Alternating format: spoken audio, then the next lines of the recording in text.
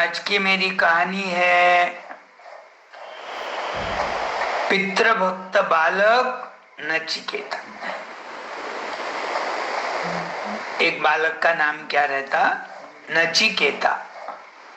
वो अपनी पिता की आज्ञा का पालन करने वाला रहता, पिताजी का भक्त रहता, यानी कोई भी चीज वो टालता नहीं, जो भी बोले वो सुनता था। इसलिए उसका नाम क्या हो गया? पितृभक्त बालक नचिकेता। ये कहानी नंबर है 60। अब कहानियां थोड़ी थोड़ी लंबी होती जा रही, थोड़ी मुश्किल भी है। शेर चूहा या फिर चूहा और कॉइन इतनी इजी नहीं है, फिर भी तुमको नॉलेज मिलेगा, ध्यान में आएगा। और नहीं ध्यान में आया तो मम्मी से पूछो, 2-3 बार सुनो, मम्मी को भी बोलना सुनो, और मुझे शॉर्ट में सोपी भाषा में बता। सोपी भाषा बोल रहा मैं भी। तो एक महर्षि रहते, महर्षि यानी ऋषि, उनका नाम रहता वाजश्रवा। एक वाजश्रवा नाम के ऋषि थे। उनको एक ही लड़का था जिसका नाम था नचिकेता। नचिकेता की सत्य और धर्म के प्रति निष्ठा थी, कभी झूठ नहीं बोलता था, हमेशा सही बोलता था।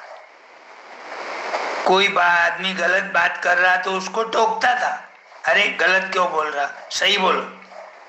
और वो दृढ़ निश्चयी था, कोई बात मन में एक बार ठान ली तो करके रखता था। और सहनशील भी था, उसको कभी गुस्सा नहीं आता था। तो ये सारे गुण देखते हुए उसके पिताजी को नचिकेता बहुत प्रिय था। अब एक बार वो वाजश्रवा ऋषि क्या करते, एक यज्ञ का उत्सव रखते, एक यज्ञ बनाते जिससे फल की प्राप्ति हो। अब वो यज्ञ होने के बाद अपने पास जो भी कुछ है वो दान में देना पड़ता। पहले बोलो या बाद में बोलो, यज्ञ होने के बाद बोलो, ब्राह्मणों को वो चीजें सब देना पड़ता, तो ही वो यज्ञ का सफल होना और फल की प्राप्ति होना यही संभव है। तो वो क्या बोलता, मेरे पास जितनी भी गाय है, सारी गाय मैं ब्राह्मणों को दान में दूंगा, ताकि ये यज्ञ मेरा सफल हो और मुझे मनवांछित फल मिले। और बड़े बड़े ऋषि मुनि आए, यज्ञ हुआ, सारे ब्राह्मण आ गए दक्षिणा लेने के लिए, अच्छा खाना बना, सबको पेट भर के खाना खिलाए। और बोले वैसा वो गौशाला के पास गए, सारे ब्राह्मणों को एक लाइन से गौशाला के पास बुलाए। कौन? वो वाजश्रवा ऋषि। अब वो कभी गए नहीं गौशाला में, गौशाला में काम करने के लिए तो बड़े बड़े नौकर थे उनके पास। आज काम पड़ा, देखते तो अरे बड़ी बड़ी गाय है, ज्यादा ज्यादा दूध देने वाली है, अब ये सारी गायें मैं ब्राह्मणों को कैसा दूं?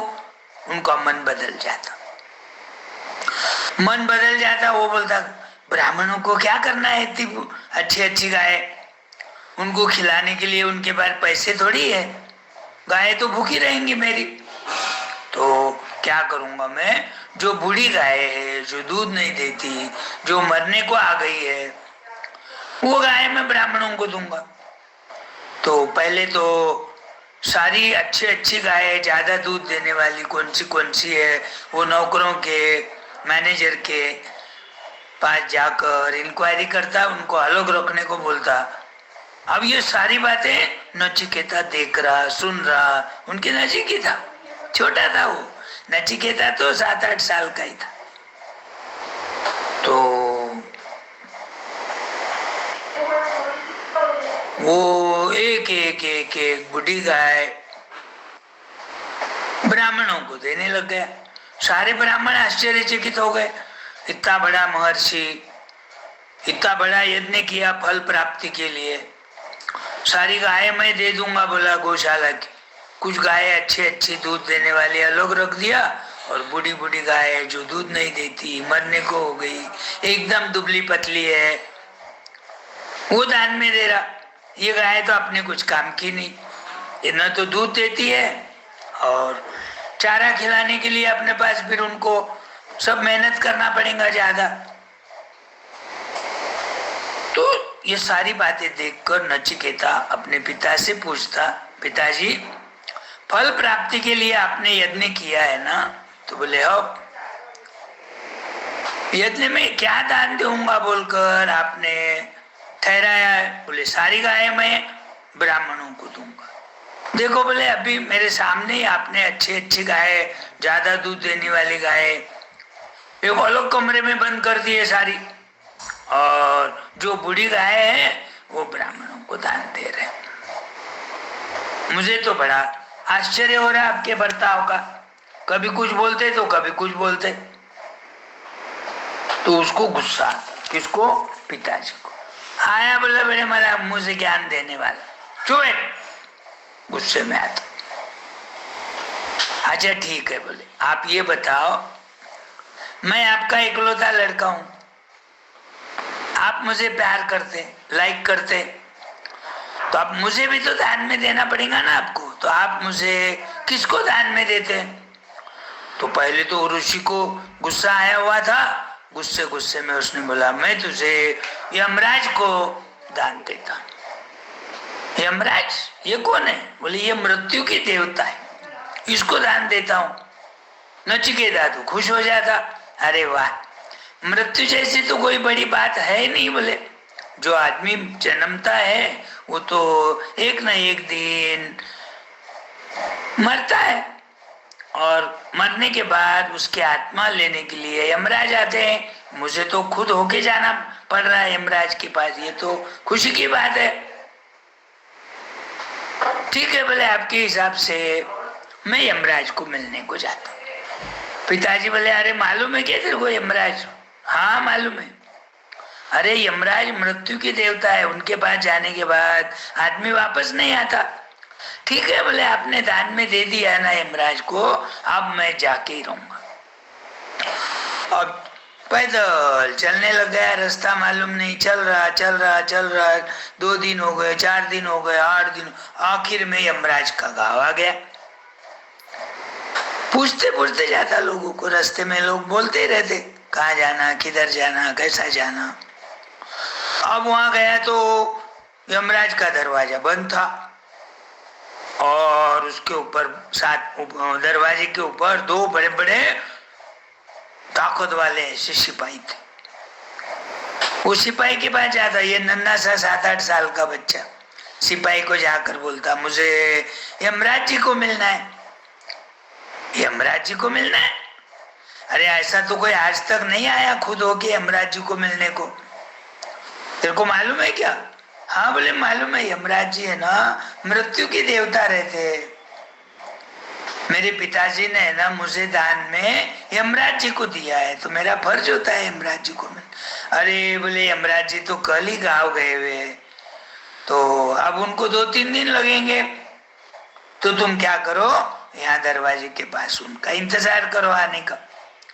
1 दिन हो गया, 2 दिन हो गया, 3 दिन हो गया, कुछ खाया नहीं, पिया नहीं, कुछ नहीं, यमराज जी का इंतजार करता रहा। आखिर तीसरे दिन यमराज जी आ गए। देखते हैं दरवाजे के पास एक छोटा बालक 7-8 साल का, उनको भी बड़ा आश्चर्य होता है। नजदीक आकर पूछते बेटा तुम कौन हो? तो बोले मैं वो वाजश्रवा नाम के जो महर्षि है उनका इकलौता पुत्र हूँ, नचिकेता। मेरे पिताजी ने एक यज्ञ करने का डिसाइड किया, और यज्ञ की सफलता के लिए, फल प्राप्ति के लिए ब्राह्मणों को गाय देने का प्रॉमिस किया। जब गाय देना शुरू कर दिया तो मैंने देखा सारी बूढ़ी बूढ़ी गाय दे रहे मेरे पिताजी, और अच्छी अच्छी गाय अलग रख लिए। मैं मेरे सामने ही हो गया ये बात। मुझे आश्चर्य लगा। पिताजी ने दान में गाय दूंगा बोला, और सारी बूढ़ी गाय जो बिना काम किए ऐसी गाय दे रहे। तो मैंने उनको पूछा, तो वो गुस्से में बोले तुझे यमराज को दान देता हूं। ठीक है बोलकर मैं आ गया। तो इतना निडरता से बोलने वाला और निर्भय बालक देखकर, छोटा होते हुए भी मृत्यु के देवता से ऐसी बातें कर रहा, उनको बड़ा आश्चर्य हुआ। ये तो अजीब बालक है, बोले साधारण बालक नहीं है। तो फिर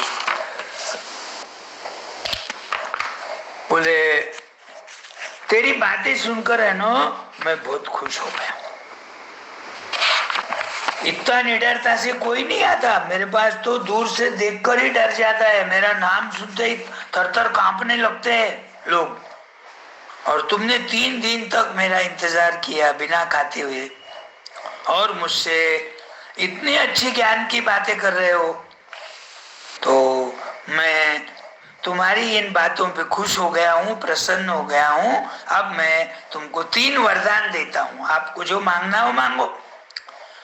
तो वो नचिकेता बोलता, अरे ऐसा कैसा उल्टा, पिताजी ने तो मुझे आपको दान दिया है, अब आप मुझे कैसा वरदान देंगे, मैं तो आपका हो गया।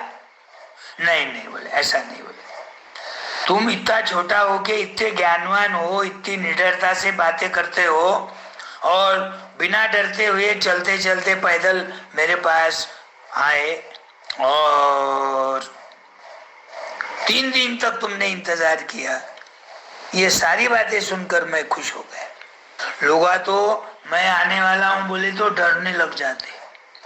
जब कोई आदमी की मृत्यु होती है और उसका आत्मा लेने के लिए जब मैं जाता हूं पृथ्वी लोक पे, तो मुझे टालते, जाओ अभी हमारा नंबर नहीं आया, दूसरे को किसी को ले जाओ, ऐसा बोलते, और तुम खुद होके आ गए।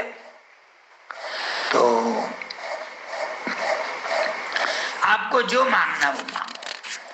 अब वो ठीक है बोले, आप सुनते नहीं मेरी, तो मैं आपसे कुछ वरदान मांगता हूं।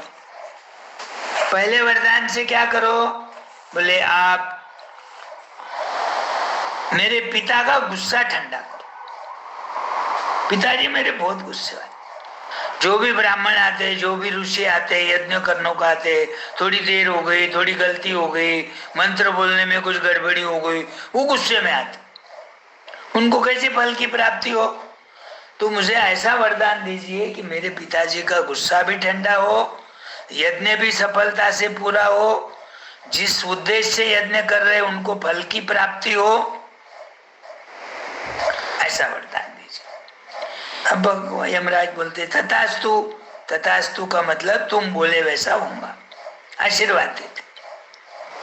अब बोले दूसरा वरदान क्या होना, तो बोले दूसरा वरदान से क्या करो, मुझे बताता हूं, रुको रुको।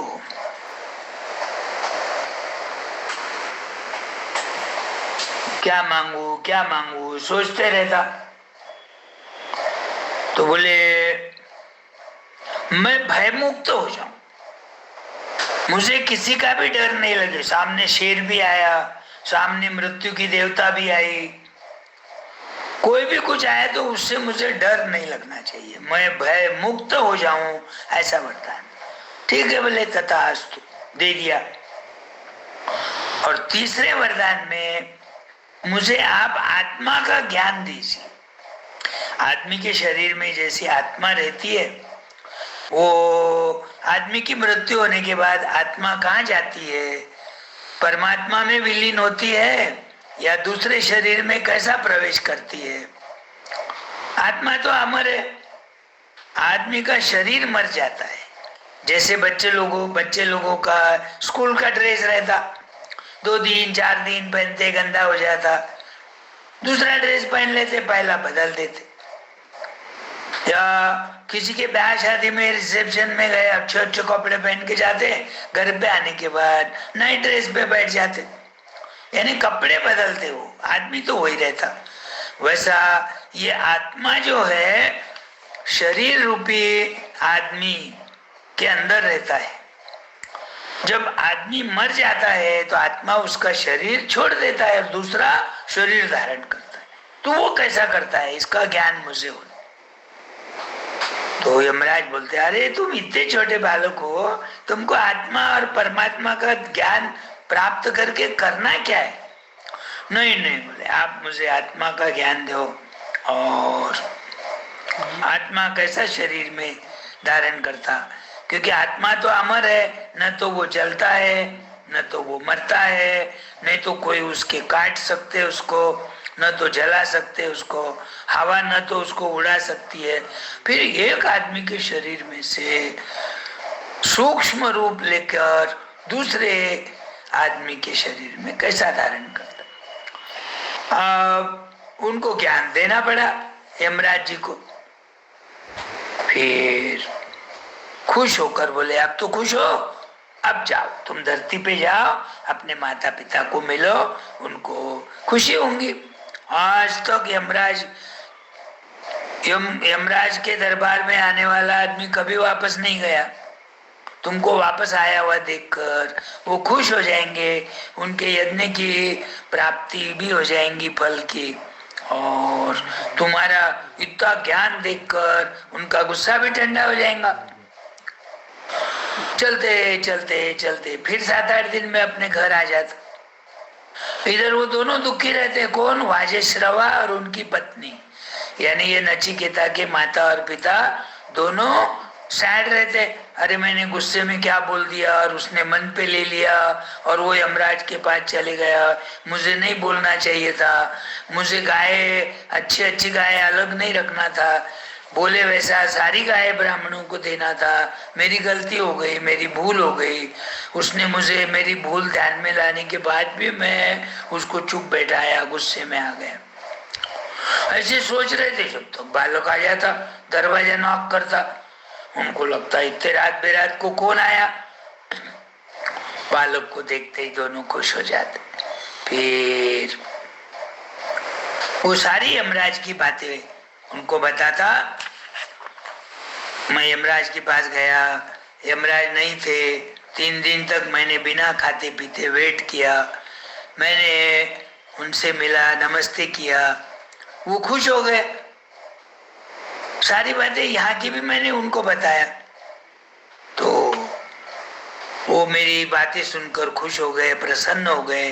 3 वरदान मांगने को बोला, तो मैंने एक वरदान से आपका यज्ञ सफल हो, आपका गुस्सा ठंडा हो, यज्ञ की फल की प्राप्ति हो, ये मांगा। दूसरा है तो मैं निडर बनूं, मैं भयमुक्त बनूं, कोई यमराज आओ, चाहे शेर आओ, चाहे भालू आओ, कोई राक्षस आओ, मुझे उसका डर नहीं लगना चाहिए, ऐसा स्वभाव मेरा बनाओ। और तीसरे वरदान से मैंने आत्मा क्या है, परमात्मा क्या है, आदमी की मृत्यु होने के बाद शरीर छोड़कर दूसरे शरीर में कैसा धारण करता है, ये सारी बातें मैंने पूछा। ये सारी बातें सुनकर और वो नचिकेता की पितृभक्ति देखकर वो पिताजी खुश हो गए। फिर सारी गाय ब्राह्मणों को दिए, मेरी गलती हो गई, उससे माफी मांगे। किससे? नचिकेता से। तो ये ऐसा पितृभक्त नचिकेता था। तो तुम लोग भी अपने माता पिता की आज्ञा का पालन करो, बड़े भाई का कहना सुनो, बड़ी बहन जो भी बोलेंगी वो भी बातें मानो, कभी झगड़ा मत करो, अपने से जो भी बड़ा है उसका आदर करो। तो ये बहुत पुरानी बातें हैं। अब ये सब अब मुझे याद है, मैं ये क्लास में सबको बोलता हूँ, इसलिए तुम लोगों को भी बोल रहा हूँ। तो ध्यान रखना, पिता की आज्ञा का पालन करना चाहिए। माता पिता ही गुरु है अपने, पहला गुरु तुम्हारे कौन है? माता पिता। तो उनकी आज्ञा का पालन करो। मैं कल और दूसरी कहानी बोलूंगा, जब तक ये 2-3 कहानियां पढ़ के रखो। मैं कभी पूछा ना, बीच में पूछते रहता, हाँ तो फिर बोलना आना पड़ेगा नचिकेता कौन था, उसके पिताजी वाजश्रवा कौन थे, और उन्होंने यज्ञ क्यों शुरू किया था, या फिर वो पहले एकलव्य की कहानी में गुरु द्रोणाचार्य कौन थे, एकलव्य को अंगूठा कैसा मांगा, या फिर वो श्रवण कुमार को दशरथ का बाण कैसा लगा। श्रवण कुमार भी अपने माता पिता की आज्ञा का पालन करने वाला था, उनको तीर्थ यात्रा करने को लेके गया था। तो ये सारी बातें मैं कभी कभार पूछूंगा, बोलने को आना। तो तुमको जवाब कब आएगा देना, जब तुम पढ़ेंगे, सुनेंगे, बार बार सुनना है खाली, जब भी टाइम मिला सुनो, लेकिन पढ़ाई छोड़ के नहीं सुनते बैठना। हाँ, मम्मी बोलेंगी क्या कर रहे बेटा, कहानी सुन रहा हूँ, जब भी बोले कहानी सुन रहा हूँ, कहानी थोड़ी एग्जाम में आने वाली है। ये तो जब तुम बोर हो गए, बाहर बारिश आ रही, कोई दोस्त नहीं मिला, टीवी देखने नहीं दे रहे पढ़ाई के कारण, जब ये तुम कहानियां सुन सकते। कोई भी कहानी निकालो, उसका नाम पढ़ो, कौन सी कहानी सुनना है उसका बटन दबाओ और कहानी सुनो। ठीक है, बाय।